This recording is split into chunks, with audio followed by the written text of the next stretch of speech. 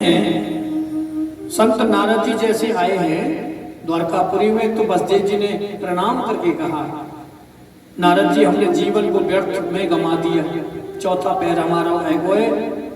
मैं बचपन से सुनता चला आ रहा हूं कि भागवत धर्म, ये भागवत धर्म क्या है, मेरा मार्गदर्शन करें। नारद जी कहते हैं आप जो मुझसे प्रश्न कर रहे हो, यही प्रश्न जनक महाराज ने नवयोगेश्वरों से किया था। नव योगेश्वरों से जनक जी महाराज ने कहा, दुर्लभो मानसो देहो देहिनां क्षणभंगुरः तत्रापि दुर्लभं मन्ये वैकुंठ प्रिय दर्शनम।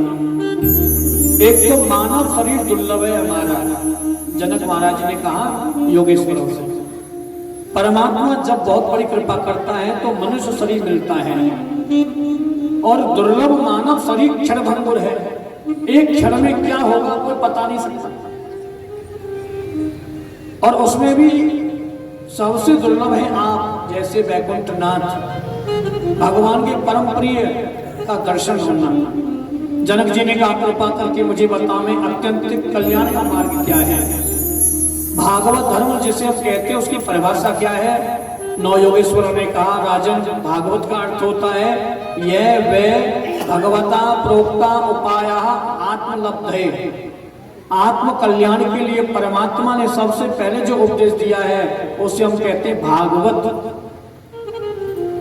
भागवत धर्म की परिभाषा क्या है, उसके तीन धर्म होते हैं, तीन उसकी धारा होती हैं। भागवत धर्म आरंभ होता है विश्वास से, भागवत धर्म का मध्य होता है संबंध में, परमात्मा से संबंध जोड़ो।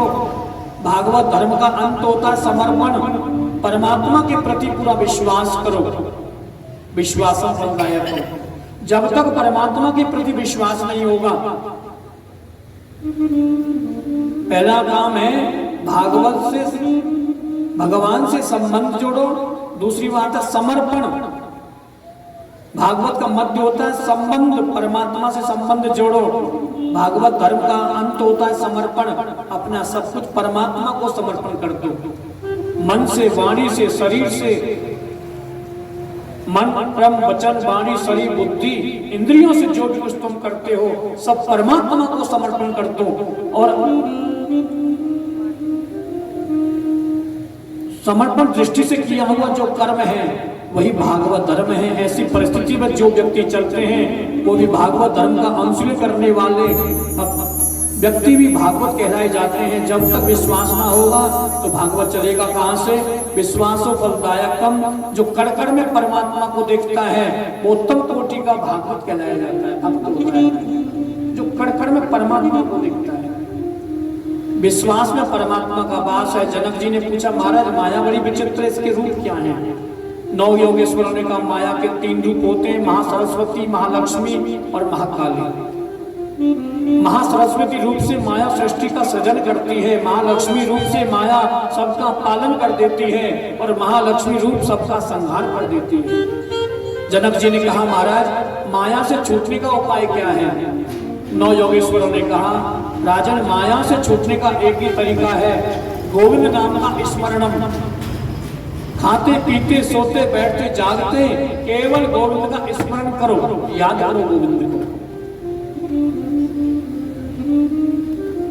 नव योगेश्वर कहकर के वहां से चले गए जनक जी महाराज के पास से। तो नारद जी भी बसदेव जी से कह के चले गए। सुखदेव जी ने कहा राजन, देवताओं ने भगवान से आकर के कहा प्रभु आपने हमें विश्वास दिया था कि पृथ्वी का भार उतर जाएगा, तो अब उतर गया भार, अब तो आ जाओ। भगवान बोले सबसे बड़ा भार तो मेरा ही वंश है, बस अब सर्वनाश का समय आ रहा है, श्राप तो उनको लग चुका है, उनका सर्वनाश हो जाएगा तो फिर मैं आ जाऊंगा। सब देवता चले गए वहां से। इधर पता चला उद्धव को भगवान जाने वाले हैं। उद्धव आया, प्रभु मैं क्या सुन रहा हूं आप जाने वाले हैं। भगवान कहते ना मैं कहीं जाता हूँ ना कहीं आता हूँ, लोगों को दिख जाता हूँ, कहते परमात्मा आए गए, जब नहीं दिखता कहते परमात्मा चले गए। उद्धव ने कहा आगे कलयुग आ रहा है, कलयुग से आपसे शीघ्र मिलने का उपाय क्या है। मेरे गोविंद ने बोले जो तुम मुझसे प्रश्न कर रहे हो वही प्रश्न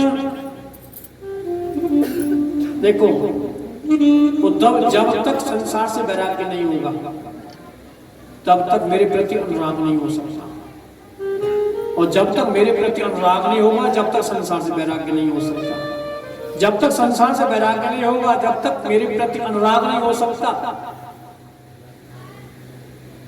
संसार से वैराग्य लीजिए और मेरे प्रति अनुराग कीजिए। उद्धव ने कहा मान लो मैं वैरागी हो गया तो कैसे रहना चाहिए? भगवान कृष्ण कहते हैं जो तुम मुझसे प्रश्न कर रहे हो, हमारे पूर्वज राजा थे जिनका नाम यदु महाराज। यदु महाराज ने दत्तात्रेय से प्रश्न किए थे और दत्तात्रेय ने 24 गुरु बनाकर के शिक्षा प्राप्त करी। ये 24 गुरुओं की कथा सुनाई मेरे गोविंद ने। उद्धव सुनना क्या है? देखो पृथ्वी से हमें शिक्षा क्या मिलती है? पृथ्वी हमें शिक्षा देती है। यहाँ कथा हो रही है, पृथ्वी टिकी हुई है। वैश्या का कोठा है, पृथ्वी टिकी हुई है। कहीं आग जलाई जा रही है, पृथ्वी टिकी हुई है। कहीं पहाड़ खड़ा है, पृथ्वी टिकी हुई है।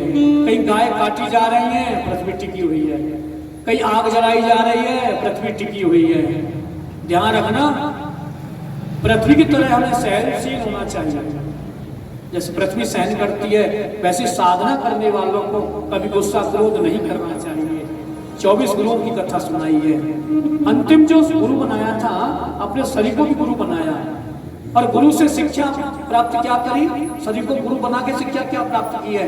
बोलो जिसमें जैसा जन्म हुआ था आज वैसा नहीं है तुम्हारा शरीर।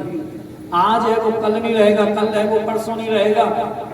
शरीर बदलता है, आत्मा बदलने वाली नहीं है। ध्यान रखना।